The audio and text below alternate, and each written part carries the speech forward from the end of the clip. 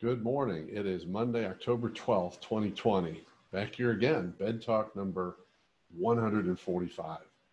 On Friday, I introduced you the idea of feedback and a different way to look at feedback to the people around you, particularly your team members, and identified what I consider the 5 most critical elements of great feedback.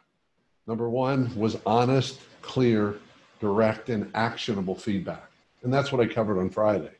Number 2 is to use questions over statements. I'll get back to that in a minute. Number 3 is focus on improvement opportunities.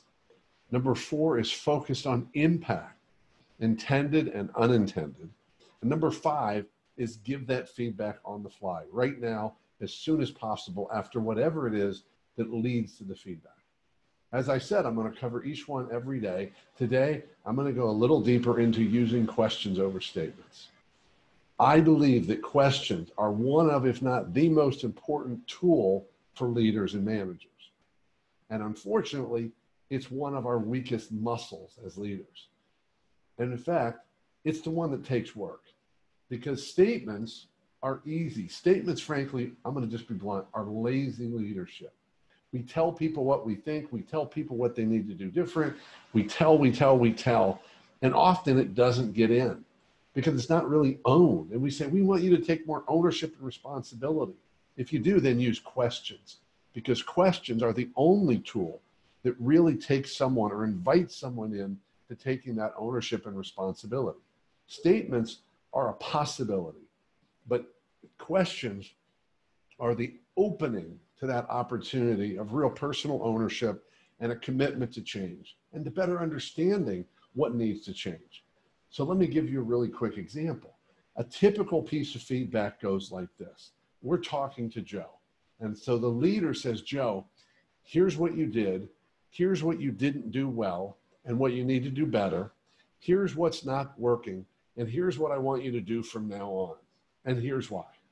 Sometimes they get a why. But what if we flipped it? And instead, we went to Joe and said, so Joe, tell me, what did you do well on this project? And give them an opportunity to bless themselves and to own the good things they did, big or small. And you might need to help them out. That's part of it, if they miss something, because they all do things well.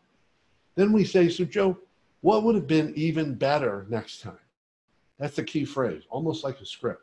What would be even better next time? And why would that be better?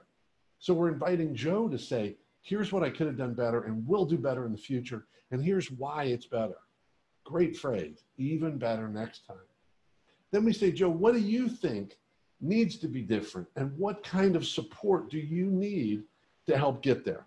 Not a rescue, not to do it for you, but to basically invite Joe to assess himself, to learn. And if Joe says it, then Joe owns it, because it's hard to say it without owning it. That's the power of questions. But it's going to take work. Most of us are not natural at questions. We're natural at statements. So you're going to have to exercise some new muscles. You're going to have find some ways to get better at questions. A great way to do it is to just write some scripts out. What are the typical things you tell people in feedback in terms of categories? And what kind of questions could you ask instead the next time? See, feedback's one of the easiest ways to use questions because it often follows a script. If you'd like to hear more ideas about a script, reach out to me, let me know. The other thing that the questions help us do, and if you want to get better at them, is to think about every time you make a statement in meetings, in conversations, and if they're pretty significant statements, go back. As soon as you do it, write it down, and then look at it and say, what question could I ask instead? This is not about asking rhetorical questions or questions where you know the answer. This is about well-framed, well-thought-out questions that the next time you can use that instead of a statement. So try it out. We need more questions. Questions are a growth tool. Statements are a control tool. Think about that difference. Let me know if you have some examples you want to talk through. Love to hear from you, or put them in the comments. And have a great rest of the day. Keep taking care of yourself and everyone around you. By all means, stay connected. I'll be back tomorrow with another Bed Talk about high quality, impactful, growth-focused feedback.